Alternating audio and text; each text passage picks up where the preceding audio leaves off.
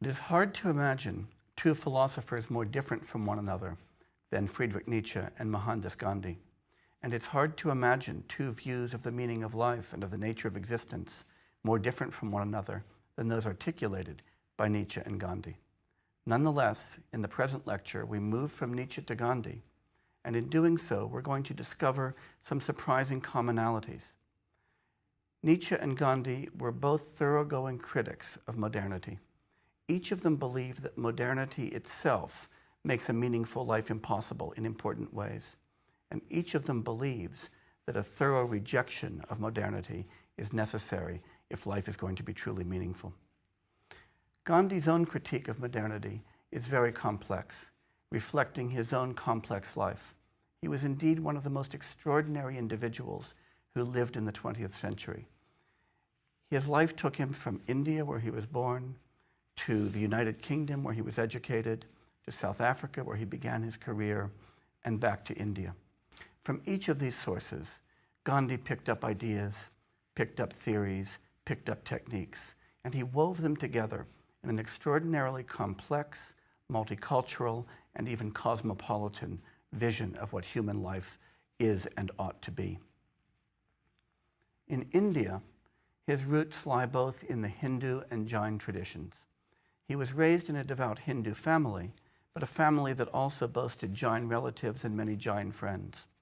We haven't talked about Jainism in these lectures, but it was a religion that developed in India at about the same time as Buddhism, and had an even stronger emphasis than did Buddhism on nonviolence, on non-harming. The Sanskrit term for this is ahimsa, non-harming. Religious Jains often wear face masks so as not to accidentally inhale small insects. Jain monks and nuns you will always see walking with a broom to sweep the ground in front of them in order to prevent accidentally treading on a small animal. So Jainism has a very, very deep commitment to non-harming of anybody, of any kind of creature. So Gandhi had absorbed this idea of ahimsa from Jainism, but he also studied the Gita very carefully.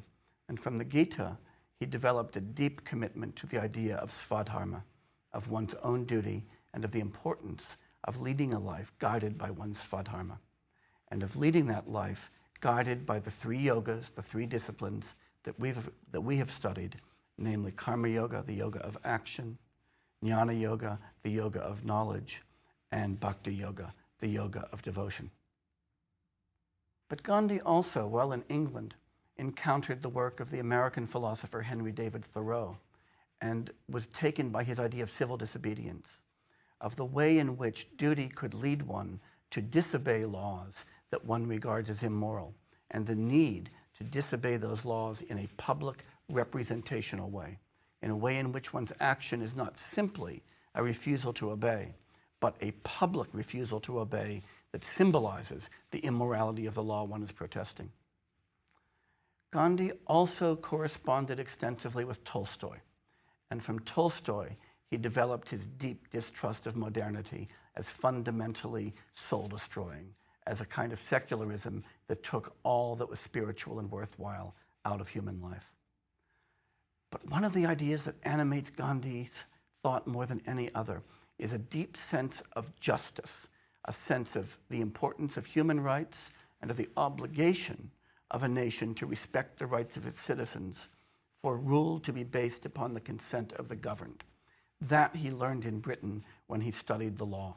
And it's from a British sense of civil justice that Gandhi derives much of his sense of what was wrong with British rule in India. That is what led him to his deep confrontation with colonialism, despite the fact that he developed these ideas at the center of colonial power. So in Gandhi, we see a kind of integration of pre-modern ideas and postmodern critiques.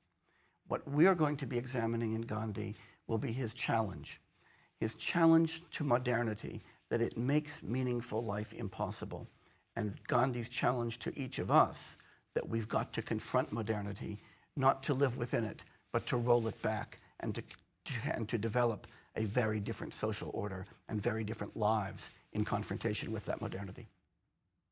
Before we can really address Gandhi's thought, we need to talk a bit about the historical background of the development of his thought. The British, of course, ruled India for a very long time, and most of us know of Gandhi in the context of his struggle for independence from Great Britain in the mid-20th century. But before 1857, India was not ruled directly by the British Crown, but bizarrely by the British East India Company. In fact, we can think about the conquest of India over the 18th and early 19th centuries as an unusual example of the conquest of a subcontinent by a private corporation. And the East India Company, basically, as a private corporation, held a charter to administer India, a charter given to it by the Crown. And the East India Company was a fairly rapacious and authoritarian ruler for India. It was designed to extract the most possible wealth from India for its stockholders, and it worked to do that. It did that by hiring a number of local armies, subverting a number of local Indian kingdoms and republics, and bending them effectively to its will through a combination of corruption and coercion. In 1857, a rebellion swept northern India and nearly dislodged company rule. In Britain, it's called the Mutiny of 1857, but in India, it's generally characterized as the Great Rebellion, or the Rebellion of 1857. So I say it very nearly succeeded, and the response in Britain to the near end of British rule in India in 1857 was to remove authority from the East India Company and to impose direct colonial rule by the Crown. So true colonialism, that is Crown colonialism, has its origin in the response to the 1857 rebellion. But British legal colonial rule was not a whole lot better than company rule. It became increasingly rapacious, increasingly authoritarian, increasingly racist, and increasingly intent on the maximum extraction of wealth from the Indian subcontinent in order to enrich Great Britain. And areas of India that had been previously very wealthy and prosperous, like Bengal, ended up in terrible famines. Crops that used to be very productive were replaced with crops that were more economically advantageous to British planters and so forth. And India really declined dramatically during this rule. One of the ways that the British Crown maintained its rule was to construct divisions in India along caste lines and religious lines, reinforcing pre-existing but rather subtle distinctions and turning them into hard legal distinctions with differences in interest on either side of those distinctions. So it was very much a rule of divide and conquer. And it distinguished Muslims from Hindus, upper caste Hindus from lower caste Hindus. It distinguished people on linguistic lines and so forth, giving them different degrees of citizenship, different kinds of rights, and different kinds of interests in order to prevent the development of Indian unity. This reached its apex in the partition of Bengal between predominantly Hindu West Bengal and predominantly Muslim East Bengal in 1905, which in turn led to the major agitation in India that eventually resulted in Indian independence. But this British Raj, this British rule, while it deliberately introduced a very complex identity politics to India, really trying to create micro-identities, pitting Indians against one another in order to maintain British sovereignty, it had a paradoxical effect. Because Bengal partition so highlighted and so clearly manifested this strategy, and the reaction across India was so aggressively hostile that the British had the paradoxical effect of beginning to create, for the first time since the fall of Ashoka's great empire in the 1st century of the Common Era, a shared Indian sense of national identity across India. And it was that shared sense of Indian national identity that was inevitably going to make independence possible. Now, one of the manifestations of this sense of identity was a tremendous intellectual and religious renaissance in India. It had its roots in Bengal, but it really swept India with other roots in the Punjab as well. And the Indian Renaissance generated a resurgence of interest in Indian philosophy and religion, There was a recovery of the study of texts that hadn't been studied for a long time, a recovery of religious traditions. And the Gita was a real beneficiary for this, because while the Gita had been studied by elites for a long time, it suddenly entered popular culture in a whole new way in the context of the Renaissance. Some of the main figures who were important in this intellectual and religious Renaissance and this development of national identity were people like Sri Ramakrishna, who established the Ramakrishna mission in Calcutta, and whose student, Swami Vivekananda, very famously came to the World Parliament of Religions in Chicago and really spread consciousness of Hinduism around the world, but also dramatically reawakened Hindu consciousness in India. And the great first political and then religious leader, Sri Aurobindo Ghosh, who, like Gandhi, was educated in England, returned to India, initially as an educator, then as a political revolutionary, and finally lived most of his life as a cultural and religious leader. The writings of all of these people combined to create a tremendous intellectual ferment. And it was this ferment and this revival of interest in Hinduism that made Gandhi's writing and Gandhi's political activity possible. But who was Gandhi himself? He was born to a merchant caste in Gujarat in 1869. His father was a fairly well-respected merchant in their town. He was a very good student and earned a scholarship to study law in England and was admitted to the bar in England as a barrister, as a lawyer. His first big job was in South Africa, which was then again under British colonial rule, as was India. And he traveled to South Africa to begin his practice of law. And it was in South Africa that this famous incident occurred that people say galvanized Gandhi's political sensibility and moral sensibility for the first time. Gandhi, as a fairly prosperous lawyer, had a first-class ticket in a South African train, and late at night, a white South African wanted his berth, wanted his compartment, and ordered that Gandhi be thrown off the train because Gandhi was Indian and did not have the right to a first-class ticket. The conductor threw Gandhi and his luggage off the train in a fairly remote station in the middle of the night. And this tremendous act of personal injustice galvanized Gandhi's sense of the injustice of the racial laws in South Africa. Gandhi mobilized a massive civil disobedience movement modeled on Thoreau's ideas, but motivated by British senses of justice and also motivated by Jain senses of ahimsa, of non-harming, and led this huge civil disobedience movement to liberalize race laws in South Africa. And he, in fact, achieved a fair amount of success. Some of the race laws were repealed and liberalized. Others, of course, were not. But Gandhi, in the course of doing this, gained the attention of Indians in India as a potential leader against the kind of racism that was manifested in colonialism in India. And in 1916, the Indian National Congress invited Gandhi to return to India to help lead Congress's fight against British colonial rule.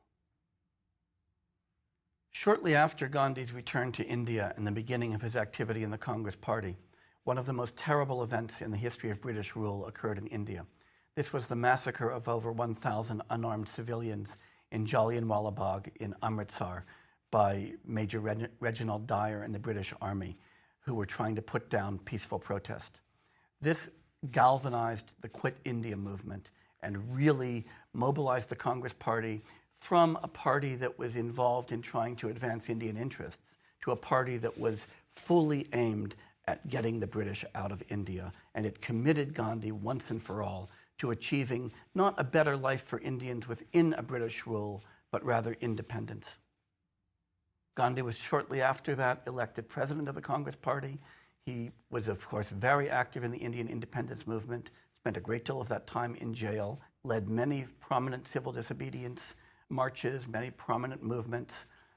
In the end, Gandhi felt that his efforts were, to some extent, a failure, because Gandhi, while he succeeded in leading a movement to get Britain out of India, failed to prevent the partition of India into India and Pakistan and the horrible violence that attended that partition. Shortly after independence, in 1948, Gandhi was assassinated by Hindu fundamentalists who regarded him as too conciliatory to Muslims. So this is a brief sketch of Gandhi's life. But now let's return to Gandhi's philosophical roots. As I said, he was born in a devout Hindu family and many of his ideas derive from a reading of the Gita. And many of his ideas also derive from the Jain friends and relatives who impressed him both with the Jain idea of ahimsa and on the Jainian emphasis on perspectivalism, the idea that no single individual has a complete grasp of the truth, and so that we must always act on our own conception of the truth, but hold ourselves open to the fact that others may understand some things better than we do, and so that we can never act with violence or coercion, because we might be trammeling a perspective that actually is more valid than our own.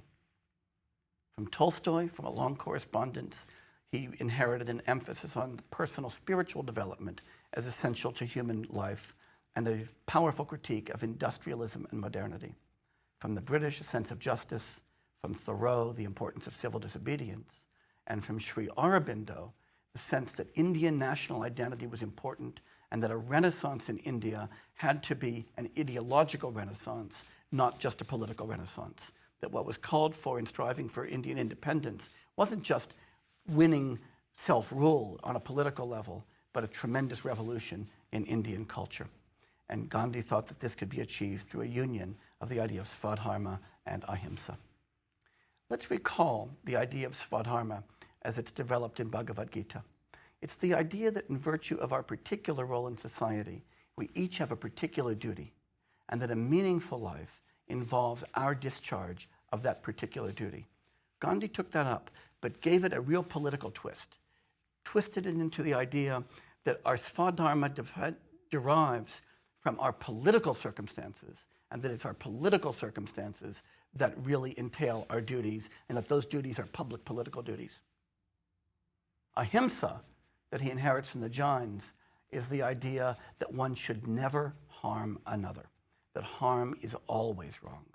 And in fact, Gandhi diagnoses the primary disease of modernity in terms of ahimsa. He thinks that modernity is inconsistent with it, that modernity is harmful to individuals, and that modernity makes it necessary for individuals in leading their lives to lead those lives in ways that harm others. And this idea of modernity as intrinsically harmful owes a great deal to his correspondence with Tolstoy.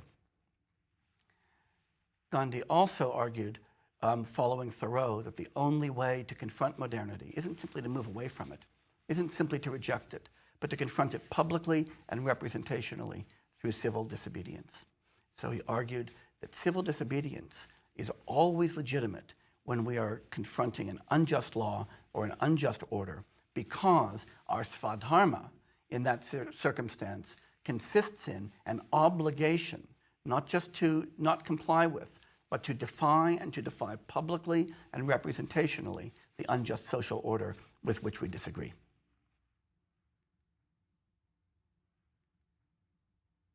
Moreover, that opposition, Gandhi thought, had to always be nonviolent. From Great Britain, Gandhi, of course, inherited the Lockean idea that legitimacy of government depends on the consent of the governed, that society is a kind of contract for mutual benefit, and that society is only legitimate insofar as it represents the rule of law. He also read Mill very carefully, and he endorsed Mill's view that speech and thought had to be free. So in a lot of ways, Gandhi is a beautiful British subject. He endorses the liberal democratic ideals, the rule of law, and the fundamental freedoms that Mill does. But Gandhi thought there were two things wrong with these. First, they're systematically neglected in India. But moreover, Gandhi thought that in Britain, these things became the foundation of industrial capitalism, and that industrial capitalism was intrinsically harmful to almost everyone who came in contact with it, and so that they had to be reinterpreted if they were to be consistent with ahimsa. Tolstoy and Thoreau were the people who pushed Gandhi in this direction, because it was their idea that everyone should benefit from social arrangements, that when we talk about government being legitimized by the consent of the governed and by the benefits that it presents to the governed, that means that it can't be an institution that allows some to benefit and others to suffer, and that permits a harm of the many by the few, which is what Gandhi thought that modernity ended up doing through its articulation in capitalism. Gandhi came back to India in the midst of the Indian Renaissance, in the midst of this kind of social ferment and this renaissance of ideas of Indian national identity. Sri Aurobindo was championing this idea that India was a nation and that it was a nation grounded in spiritual values. And this idea of Aurobindo's, that Indian nationality was fundamentally spiritual, became the foundation for the anti-British movement, and Gandhi absorbed that immediately. But the narrative for Gandhi of Indian spirituality is both philosophical and religious. It's aimed at the future, but it's aimed at grounding the future in an Indian past that reaches back to the Gita. And so Gandhi's critique of modernity and of British rule is not just a political critique, it's a very deep cultural critique. Now, one of the central constructs in Gandhi's sense of what a meaningful life is the idea of satyagraha. Satyagraha is a Sanskrit compound that can be read in one of two ways. We can see it as a compound of satya and graha, which would mean holding on to the truth, seizing the truth, really grasping and understanding it. But it can also be a compound of satya and agraha. Agraha means insistence. So then satyagraha means insistence on the truth. And Gandhi read it in both ways. That satyagraha means a commitment to determining what the truth is, and once having determined it, an insistence on making it prevail. This means that for Gandhi, it's extraordinarily important to determine what's right, to get very clear about why it's so, and to insist on making it so. This is a realization of the ideals of the Gita, of the role of jnana yoga in getting clear about the nature of reality, and then karma yoga, acting so as to realize the understanding that we've achieved. Moreover, Gandhi thought, satyagraha must be performed publicly, actively, and nonviolently. This seizing the truth and insisting on it has to be something that educates others and enables them to see the truth, enables them to grasp the truth, enables them to act on the truth. And he follows Thoreau in suggesting that this always invites resistance and punishment, and that one should accept the resistance one achieves, and one should accept the resistance one receives and the punishment one receives, and call attention to it, because that courageous calling of attention to the injustice of the oppressor is what educates others to really see the oppression as unjust and to see one's own actions as genuinely representational and genuinely authentic. And in fact, sometimes Gandhi's satyagrahas had absolutely tragic results, as when the great Indian leader Lajpat Rai was beaten to death by British troops leading a protest against the appointment of the Simon Commission, a commission of British parliamentarians to design Indian rule. So Gandhi's satyagraha, even though it's sometimes characterized as such, is not passive resistance at all. It's a very active resistance, it's very difficult, and it's sometimes very dangerous. The second important construct in Gandhi's political ideas is that of Swaraj, literally meaning self-rule. And again, this is an ambiguous term. Swaraj can mean something political, that is, it can mean Indian political self-rule, and Aurobindo certainly understood it that way. But it could also mean personal Swaraj, self-mastery, ruling oneself, something that comes out of the Gita, but also out of Tolstoy. Gandhi's brilliant insight was that these are mutually entailing, that you can't have political Swaraj without personal Swaraj. He asked, what use would it be to throw the British out of India if we become British in the process? So he argued that one has to achieve personal Swaraj, personal self-mastery, before one can engage in political action, and so that it's personal Swaraj that is the fundamental idea. Swaraj and Satyagraha are very tightly connected. Satyagraha is the vehicle for obtaining political Swaraj, but personal Swaraj is the necessary condition of genuine Satyagraha. You can't grasp the truth without first ruling yourself. That's what yoga is about. So what is Gandhi's critique of modernity? Gandhi sees, along with Hume, Kant, and Mill, that modernity is built on the foundation of individualism, and that individualism involves an individual right to do whatever he or she might want to do to advance her own good, so long as it doesn't directly harm others. And Gandhi saw that this individualism is the foundation in terms of capitalism. The individual right to acquire property, the individual right to invest one's property as one sees fit, the individual right to hire others to work for one, and the individual right to sell one's labor to someone else.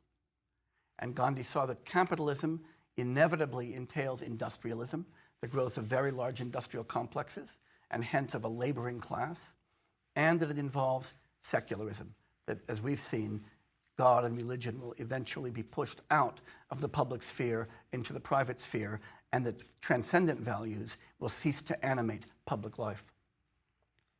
Gandhi saw that colonialism, the colonialism of his time, and the poverty in India, as well as the poverty in England, and the oppression of colonial subjects as well as laborers by industrial groups, was a natural outcome of all of this, that it flowed naturally from the kind of industrialism that individualist capitalism gave rise to. And he thought that this was true because individualism, Gandhi thought, inevitably leads to greed, and greed leads to toadyism, and that leads to complicity in all kinds of authoritarian relationships. He saw that capitalism is just intrinsically licensed by liberalism, that liberalism encourages this kind of capitalist development, but also that capitalism inevitably leads to the exploitation of workers, to the exploitation of land and resources, and to the concentration of wealth in the hands of the capitalists, and eventually, in the 19th century, to colonial expropriation of wealth from countries such as India and its import to Great Britain. Industrialism, he thought, was the natural outgrowth, and that industrialism inevitably demanded colonialism, the dehumanization of vast parts of the population, and the reduction of people to poverty in order to retain the labor markets that capitalism required. And finally, he thought, secularism, the abandonment of religion in public life, inevitably has the effect of eliminating moral critique, since most moral critique arises from religious roots. This is a very, very broad critique of modern life. Gandhi's urging us to a serious Swaraj, a serious kind of self-rule that resists all of these modern ideas of liberality, individualism, capitalism, and so forth. For Gandhi, this also involved a commitment to Swadeshi, or local production, and the use of local products and local government, and a distrust of large-scale government, large-scale industry, and large-scale production. Because Gandhi thought that these inevitably required large authoritarian structures, and large authoritarian structures that would disregard the benefit of local people and use up much of the world's resources in things like marketing and transportation of goods instead of the production of goods. So Gandhi thinks that a meaningful life has to be a life not only led individually in this sense, but led very locally. So this is a critique of large national governments as well. Gandhi acknowledges that if we sacrifice all of this, that if we sacrifice big industries, a capitalist order, large governments, and so forth, we are going to be sacrificing many of the benefits of modernity. Gandhi acknowledges that this kind of critique of modernity involves an implicit rejection of a lot of technology, of a lot of medical development, of a lot of law, all of which emerges from the technical and scientific advances that modernity makes possible. So if we say, gee, but you'd be giving up on everything that industry and that an economic order can afford us, wealth, productivity, and so forth, Gandhi says absolutely. But Gandhi argued that given the goals of genuine human life, it's better to do without all of those benefits. Better to do without those benefits and lead a really human life than to have all of the material benefits and to lose the human soul, to lose what makes our lives worth living in the first place. Gandhi argued that it's the rejection of modernity that would give us true civilization, as opposed to modern civilization, which Gandhi thought wasn't civilized at all, is a rejection of everything that civilization should offer human beings. Very few of Gandhi's followers in India or anybody else ever followed him that far. That is, very few Gandhians actually suggested we should eliminate national governments and replace them with local governments, that we should eliminate all large-scale industries and production and replace them with small-scale production, that we should eliminate most of liberal democracy and replace it with local village governance. But most Gandhians, both in India and elsewhere, do see this as an ideal.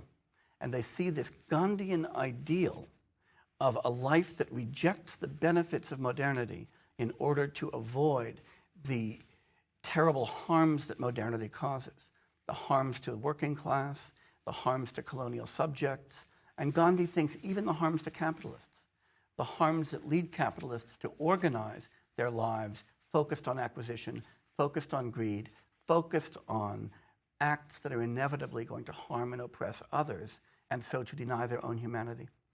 Many Gandhians see this as a real ideal that if only we could achieve would be a really wonderful thing. For now, I want you to understand that this critique, A, is very multicultural. We've seen ideas here that have come from Tolstoy, from Thoreau, from the Bhagavad Gita, from Jainism, stirred together in this kind of creative cosmopolitan synthesis by Gandhi. So it's an unusual critique in that respect. But secondly, I want you to really understand how deep this critique is. I said at the end of our last lecture on Nietzsche that Nietzsche was radical, but Gandhi is more radical. Gandhi is actually asking us to give up a great number of the material benefits, legal benefits, political, economic benefits that modernity gives us because, he argues, modernity itself is fundamentally evil, and that we buy these benefits at the cost of a truly meaningful life. In our next lecture, we'll look at the positive end of Gandhi's message, how we can lead a meaningful life in resistance to modernity.